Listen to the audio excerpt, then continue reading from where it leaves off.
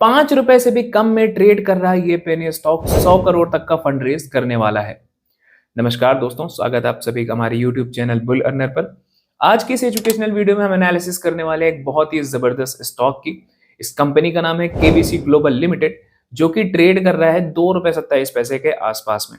दोस्तों, कंपनी का real estate business India में ऑलरेडी काफ़ी बढ़िया चल रहा है, डेवलप कर रही है कंपनी उसमें।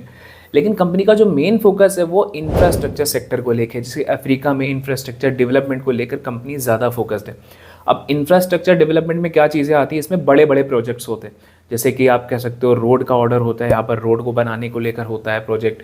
इसके अलावा बड़े बड़े टनल्स होते हैं, बड़े बड़े ब्रिजेस होते हैं, और इसके अलावा रेल की पटरियाँ हो गई। ये सारी चीज़ें आपकी इंफ्रास्ट्रक्चर में आती हैं।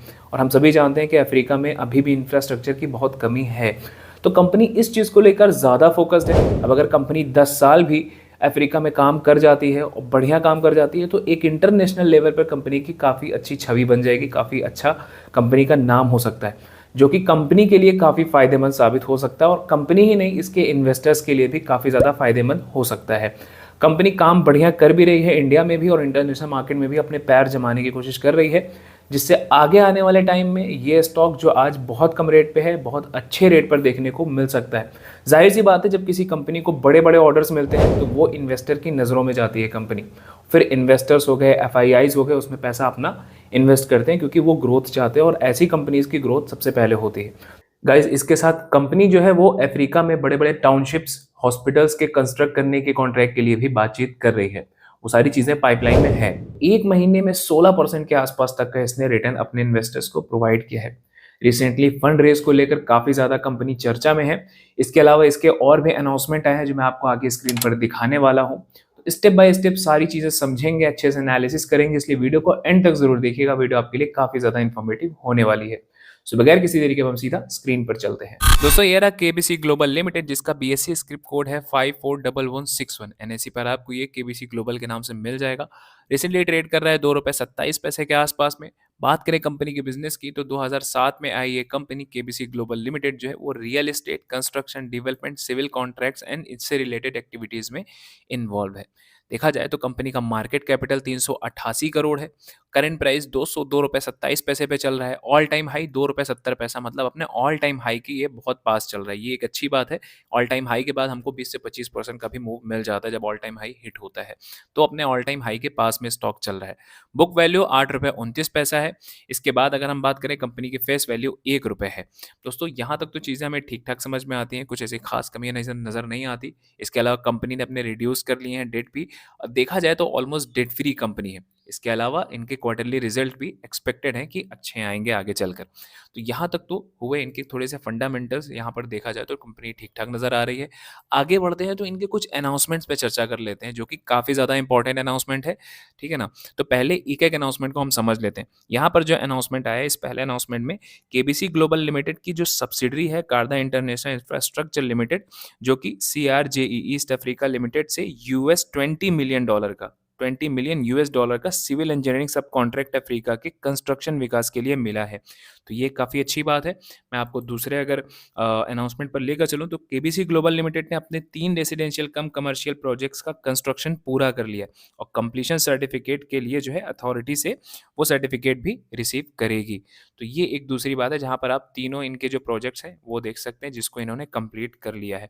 अब बात करते हैं तीसरे इनके अनाउंसमेंट की, तो यहाँ पर केबीसी ग्लोबल लिमिटेड की सब्सिडरी कंपनी है केबीसी इंटरनेशनल लिमिटेड घाना ने Liberia special economic zone authority के साथ $12.5 मिलियन के रेसिडेंशियल और कमर्शियल प्रोजेक्ट्स के डेवलपमेंट के लिए एक एमओयू साइन किया है, जो कि FY25 के सेकेंड क्वार्टर से शुरू होगा और 3 सालों में पूरा होगा। तो यहाँ ये भी काफ़ी अच्छी बात है।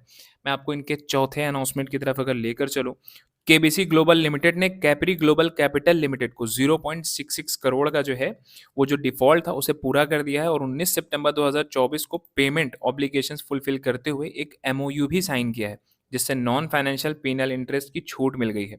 और अब आउटस्टैंडिंग बैलेंस 13.50 करोड़ रुपए है, जो कि कंस्ट्रक्शन एक्टिविटीज को तेजी देगा।